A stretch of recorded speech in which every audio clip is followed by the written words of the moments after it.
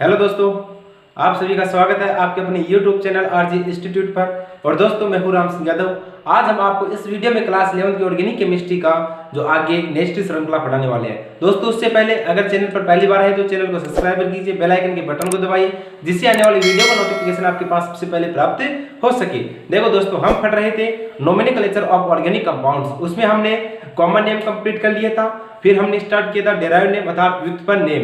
तो व्युत्पन्न नेम ने हम 2 वीडियो अपलोड कर चुके हैं। वो 2 वीडियो आप प्लेलिस्ट में जाकर या फिर डिस्क्रिप्शन बॉक्स में नीचे लिंक दी गई है, वहां पे क्लिक करके देख सकते हो। तो दोस्तों, हम पहले कल वाले वीडियो में पढ़ा था डेराइव्ड नेम ऑफ एल्कीन अर्थात एल्कीन का व्युत्पन्न नेम कैसे निकाला जाता है, वो हमने अच्छी तरह से समझे थे।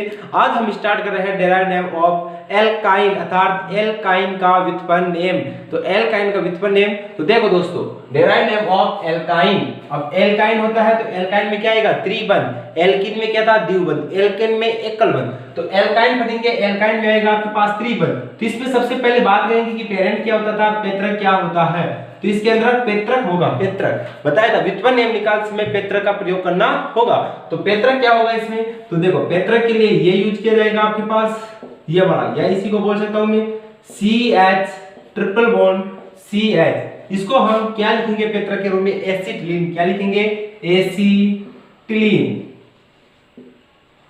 ठीक है दोस्तों, एसिटिलीन। ये लो, एसिटिलीन हो गया।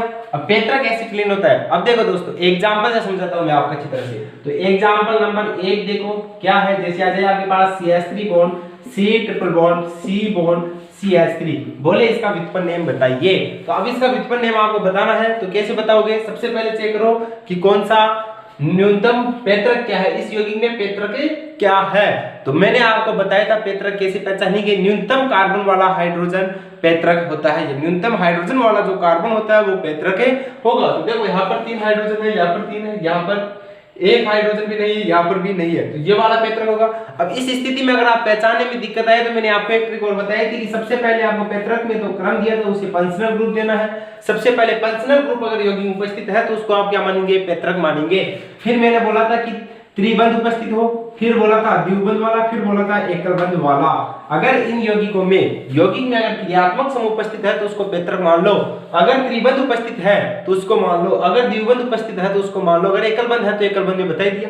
ठीक है, अगर ये तीनों ही ये चारों ही नियम अलग हो तो अब फिर बताया था मैंने आपको कि 4 डिग्री कार्बन, फिर 3 डिग्री कार्बन, फिर 2 डिग्री कार्बन, फिर 1 डिग्री कार्बन। ये बताया था कि 4 डिग्री वाला कार्बन पेत्रक हो जाएगा। ठीक है दोस्तों, तो इसमें क्या है? फंक्शनल ग्रुप है या नहीं है? देखो, इस यौगिक में क्या क्या है? त्रिबंध उपस्थित है, तो त्रिबंध क्या होगा? आपका पेत्रक होगा। तो देखो, ये त्रिबंध है तो इसको आप कर लो रिंग। वो मेरी ट्रिक याद आ रही है? न्यूनतम हाइड्रोजन वाला कार्बन क्या होगा? पेत्रक होगा। देखो, इनके पास कोई भी हाइड्रोजन नहीं है तो ये क्या होगा? पेत्रक होगा। तो दोनों त्रिबंध के दोनों तरफ वाले कार्बन, जैसे द्विबंध में किया था, दोनों तरफ वाले कार्बन वो पेत्रक थे। तो इसमें भी क्या करना है? त्रिबंध के दोनों तरफ कार्बन है वो क्या होगे? पेत्रक होगे। ठीक है दोस्तों, अब देखो क्या करना आपको। इधर CH3 है, इधर CH3 है, 2 CH3 है। अब 2 CH3 है तो किसका प्रयोग करोगे? डाई का। किसका प्रयोग करेंगे? डाई का। तो लिख दो डाई। अब CH3 के लिए क्या यूज करोगे? मिथाइल।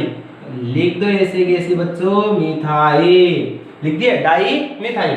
अब डाई मिथाइल हो गया।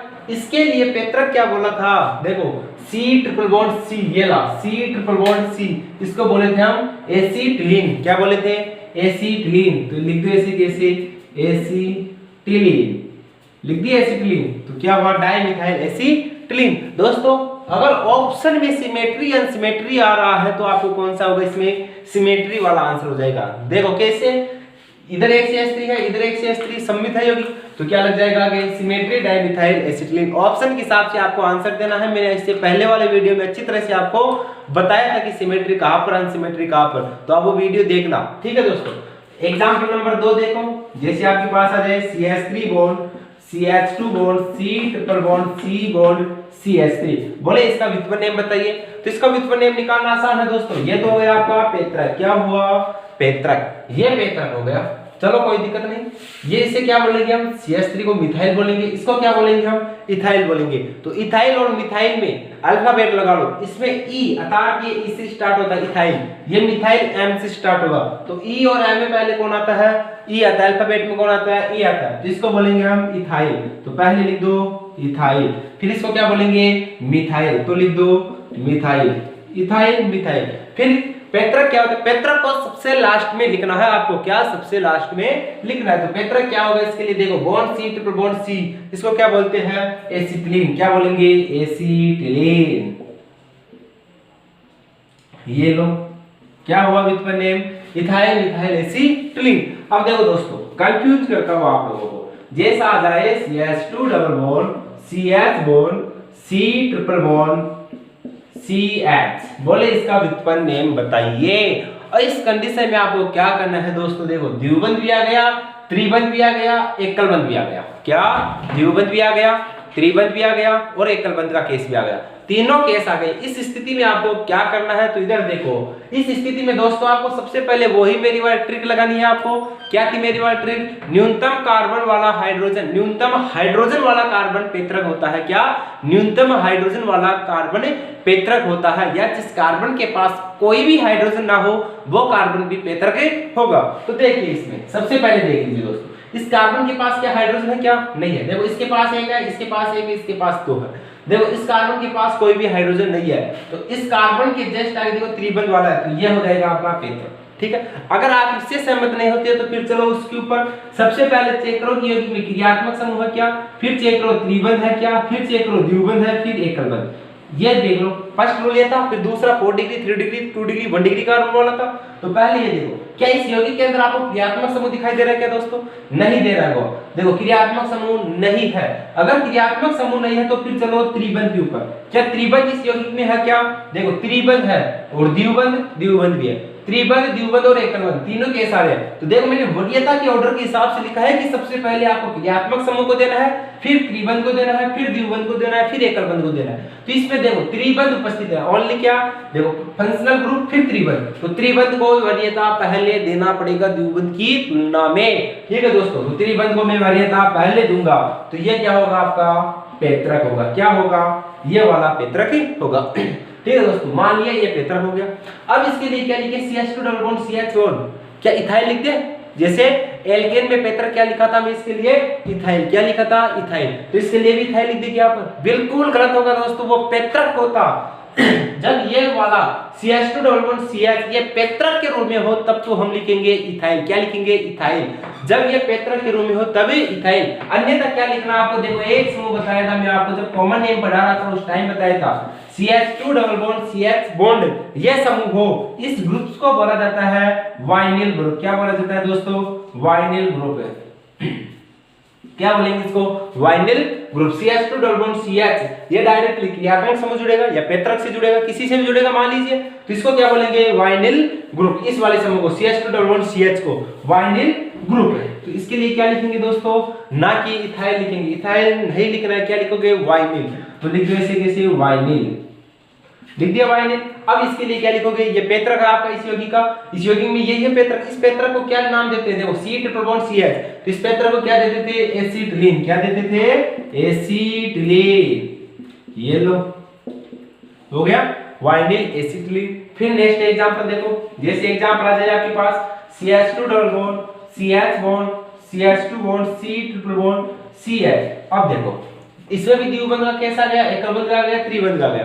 इस स्थिति में सबसे पहले वरीयता किसको दे, तो इस स्थिति में आपको सबसे पहले वरीयता देना पड़ेगा। सबसे पहले देखो क्रियात्मक समूह है क्या इस यौगिक में, क्रियात्मक समूह नहीं है, क्रियात्मक समूह नहीं है तो फिर चेक करना पड़ता है त्रिबंध को, तो देखो त्रिबंध उपस्थित है तो त्रिबंध वाला हो जाएगा, ये हो गया आपका पैतृक, ये पैतृक हो गया। अब देखो CH2 double bond CH bond CH2 इस समूह को क्या बोलते हैं दोस्त, इस समूह को बोलते हैं एलिल। क्या बोलेंगे एलिल, तो लिख दो एलिल, ये लो एलिल। अरे इस समूह को हम एलिल बोलते हैं, इस वाले को वाइनिल बोलते हैं। ये दो समूह याद रखना, आपको कंफ्यूज नहीं होना है, कम कार्बन वाला वाइनिल, ज्यादा कार्बन वाला एलिल। ठीक है, तो एलिल, फिर इसको क्या बोलेंगे पैतृक एसिटिलीन, तो एसिटिलीन। ठीक है दोस्तों, तो ये 4 एग्जांपल और एग्जांपल कराऊंगा, उससे पहले इसको ऐसे कैसे सीक्वेंस उतार लीजिए, तो उतार लिया होगा, मिटाता हूं मैं इनको। अब देखो दोस्तों नेक्स्ट एग्जांपल देखो, एग्जांपल नंबर 5, जैसे आ जाए आपके पास CH3 bond CH bond C triple bond C और H, यहां पर लिख देता हूं मैं क्या, ये लो CH3। ठीक है दोस्तों, बोलिए इसका व्युत्पन्न नेम बताइए, डेराइव्ड नेम बताइए। अब इस यौगिक का डेराइव्ड नेम बताने के लिए आपको सबसे पहले चेक करना होगा कि इस यौगिक में पेत्रक क्या होगा। तो पेत्रक अर्थात पेरेंट्स, तो पेरेंट क्या होगा इसमें दोस्तों, मैंने बताया था न्यूनतम कार्बन वाला हाइड्रोजन पेत्रक होता है। तो इसमें चेक कर लो न्यूनतम हाइड्रोजन वाला कार्बन, देखो इसके पास एक हाइड्रोजन है, इस कार्बन के पास कोई भी नहीं, इसके पास एक है, इसके पास तीन है, इसके पास तीन है, तो न्यूनतम हाइड्रोजन किसके पास हुई, इस वाले कार्बन के पास। तो ये कार्बन देखो त्रिबंध से जुड़ रहा है, तो ये वाला क्या होगा आपका पेत्रक होगा। या फिर वहां से देख लो, सबसे पहले क्रियात्मक समूह क्या नहीं है, फिर त्रिबंध को, तो त्रिबंध है तो त्रिबंध पेत्रक हो जाएगा, ये वाला पेत्रक हो गया। अब अंकन कर लो, तो नंबरिंग करो 1 2 और 3। देखो अंतिम से द्वितीय पर क्या है, पेत्रक जुड़ रहा है। जैसे हमने कॉमन नेम में पढ़ा था कि अंतिम से द्वितीय कार्बन पर क्रियात्मक समूह प्रतिस्थापी या CH3 समूह जुड़ा हो तो किसका प्रयोग करते थे, आइसो का प्रयोग करते थे।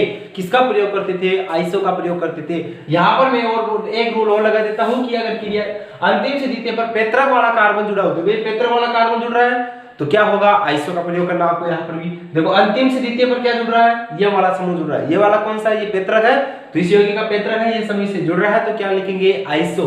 तो लिख दो ऐसे कैसे, आइसो, ये लो आइसो। इस वाले 3 कार्बन है, 3 कार्बन के लिए क्या करेंगे, प्रोपिल।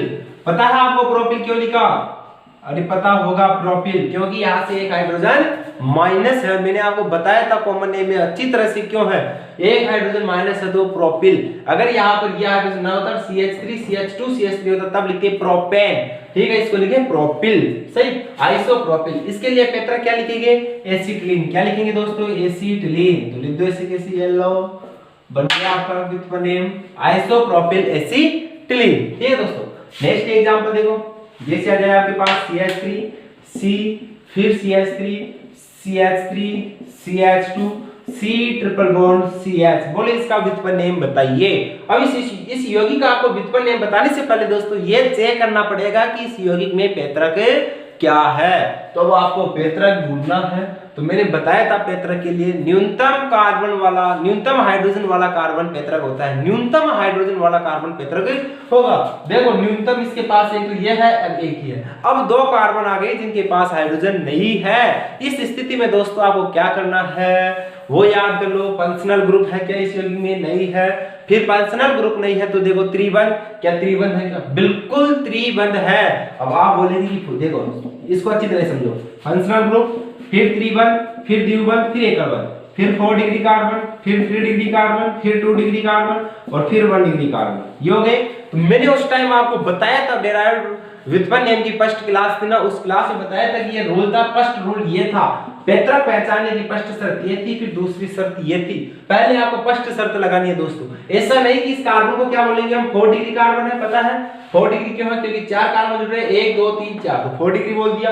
और ये क्या आ रहा है, फंक्शनल ग्रुप तो नहीं है इस यौगिक में, छोड़ दीजिए। फिर देखो त्रिबंध है, बिल्कुल त्रिबंध है, ये वाला त्रिबंध है। और फिर 4 डिग्री कार्बन को पहले वरीयता मिल रही, त्रिबंध को यहाँ पर सेकंड वरीयता, आपका दिमाग ये गलत है दोस्तों। मैंने उस टाइम आपको बताया था कि सबसे पहले आपको ये वाला रूल देखना है, ये वाला रूल देखने के बाद आपको जाना है नीचे वाली शर्त पर।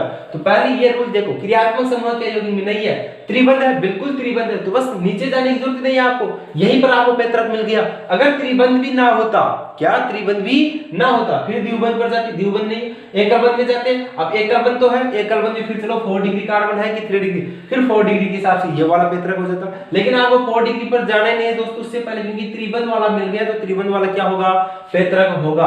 तो देखो इधर पेत्रक कौन सा होगा, ये वाला कार्बन आपका पेत्रक होगा, हो गया।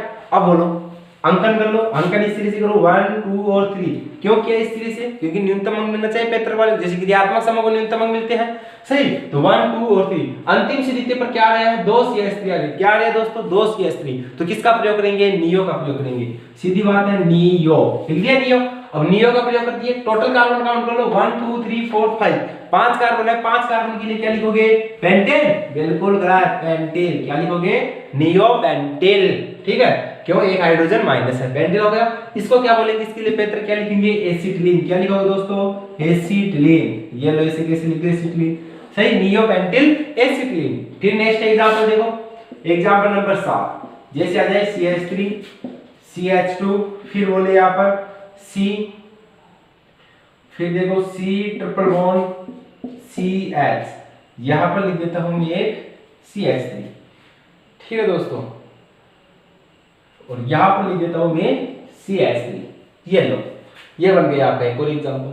अब इसमें कैसे करना है, इसमें चेक करो पेत्रक कौन सा है, तो 3 डिग्री वाला होगा पेत्रक। अरे पता होगा, कितनी देर बता दिया। सबसे पहले फंक्शनल ग्रुप नहीं है 3, फिर चलो 3 डिग्री, सॉरी क्या बोलते हैं इसको, त्रिबंध वाला, तो त्रिबंध है, तो इस योगी में पेत्रक क्या होगा, ये पेत्रक हो गया। अंकन कर लो, अंकन इसे कर लो 1 2 और 3। देखो अंतिम से द्वितीय पर डबल CH3 होते तब मानते। आप बोलो यहाँ से नहीं करेंगे अंकन, यहाँ से होगा, बिल्कुल सही है। 1 2 और 3 और 4, 1 2 3 4, ठीक है। अब देखो अंतिम कार्बन ये है, अंतिम से द्वितीय पर, अंतिम से द्वितीय पर होता तब करते।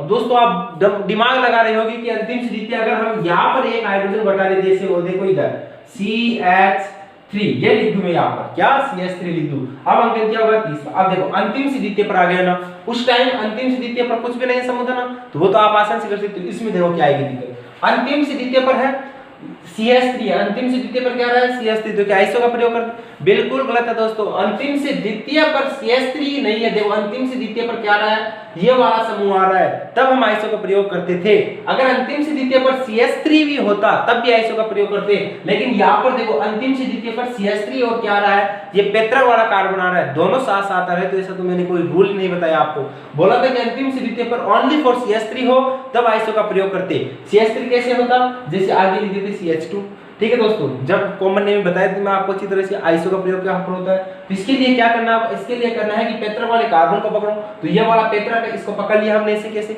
अब ये चेक करो ये किस कार्बन से जुड़ रहा है, तो ये कार्बन से इस कार्बन से जुड़ रहा है, कौन से इस कार्बन से। अब ये कार्बन चेक करना आपको कितने कार्बन से जुड़ रहा है, तो ये कार्बन देखो 1 2 3 से, कितने से जुड़ रहा है, 3 कार्बन से, तो 3 से जुड़ रहा है, तो किसका प्रयोग करेंगे हम, किसका करेंगे, टर्सरी, तृतीयक, टर्सरी या तृतीय। टोटल कार्बन काउंट बोलो 1 2 3 और 4, 4 कार्बन है तो क्या लिखेंगे, ब्यूटिल। समझ गए, ब्यूटिल क्यों लिखा, ब्यूटिल हो गया। इसके लिए क्या लिखेंगे, एसिटिलीन, ये क्या है पेत्रक है आपका, तो एसिटिलीन, ठीक है दोस्तों।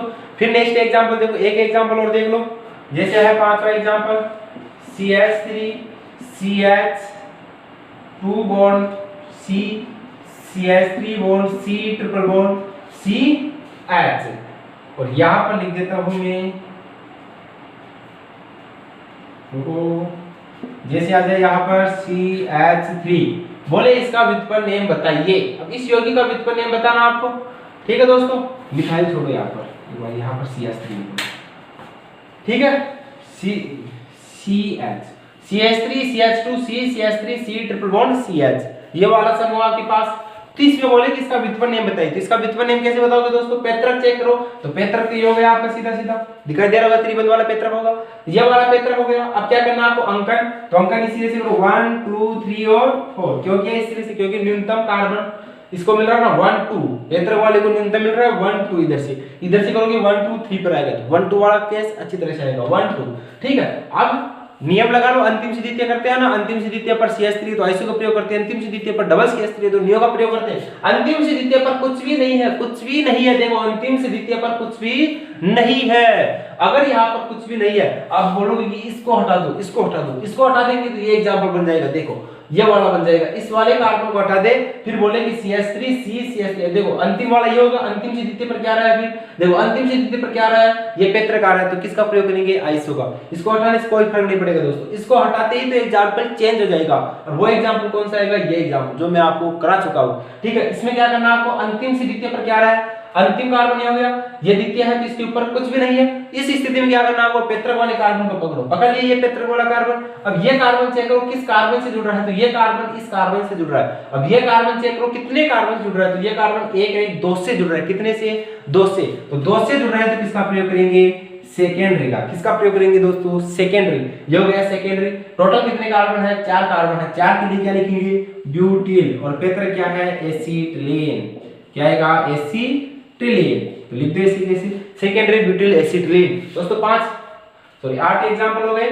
इसको ऐसे कैसे उतारिए, फिर और अलग अलग टाइप्स के एग्जांपल करने वाले हैं, तो उतार लिया होगा, मिटाता हूं उनको मैं। अब देखो दोस्तों क्वेश्चन क्या है, निम्न के व्युत्पन्न नाम लिखिए, बता डेराइव नेम बताना आपको, ये 2 यौगिक है। दोस्तों पहले आप वीडियो को पॉज करके स्वयं इसके नाम निकालिए।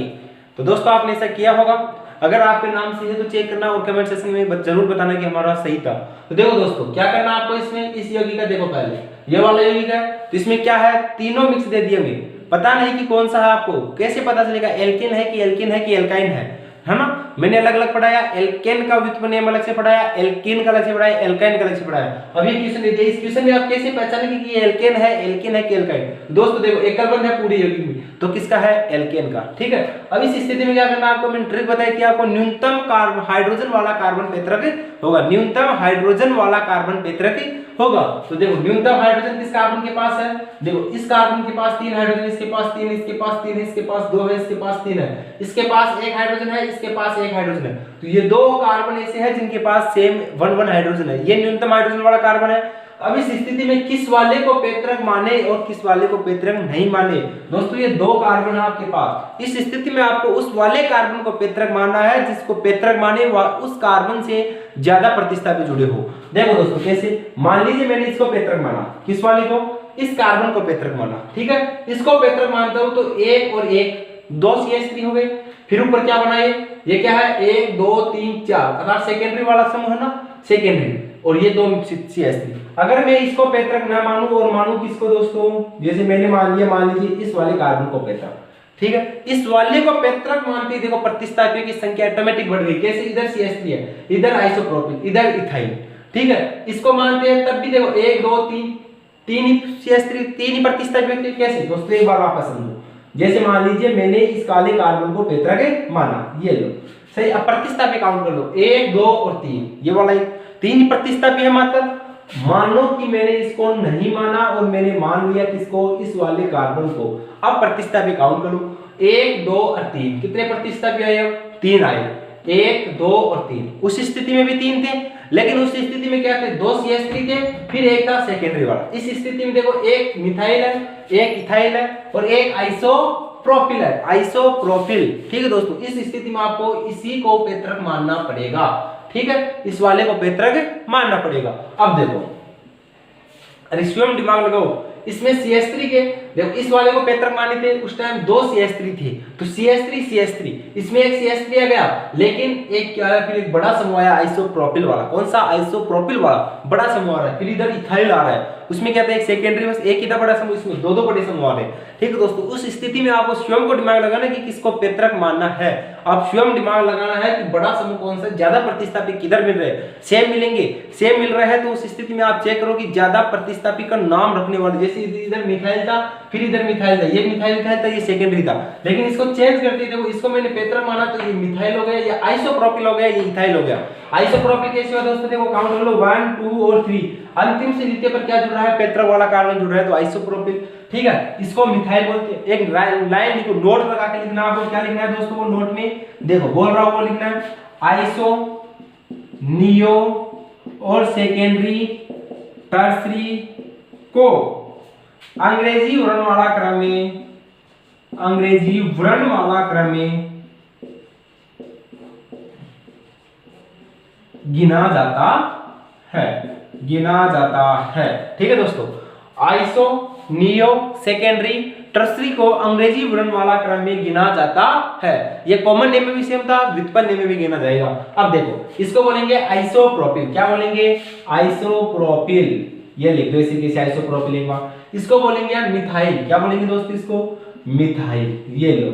इसको बोलेंगे हम इथाइल, तो लिख दो इथाइल, ये लो, सही। अब अल्फाबेट लगा लो, अल्फाबेट में आइसो को काउंट करना है आपको, ऐसा नहीं कि पी को काउंट कर ले आइसो को छोड़ दे, नहीं दोस्तों, आपको आइसो को काउंट करना होगा। आई, एम और ई में पहले कौन आता है, ई आता है, तो सबसे पहले लिखो इथाइल, क्या लिखोगे, इथाइल। फिर क्या लिखोगे, आई और एम में पहले कौन आएगा, आई, फिर लिखो आइसोप्रोपिल, आइसोप्रोपिल, सही, आइसोप्रोपिल, फिर लिखो मिथाइल, ये लो मिथाइल, मिथाइल लिख दिए। अब दोस्तों अब यहाँ पर आपको चेक करना है कि इसके लिए पेत्रक के लिए क्या नाम लिया था हम, एल्केन में याद करो, एल्केन में पेत्रक के लिए क्या लिखा था, मेथेन, क्या लिखा था, मीथेन, तो ऐसे कैसे लिख दो, मीथेन, ये लो, सही। क्या हुआ, इथाइल, आइसोप्रोपिल, मिथाइल, मीथेन, ठीक है।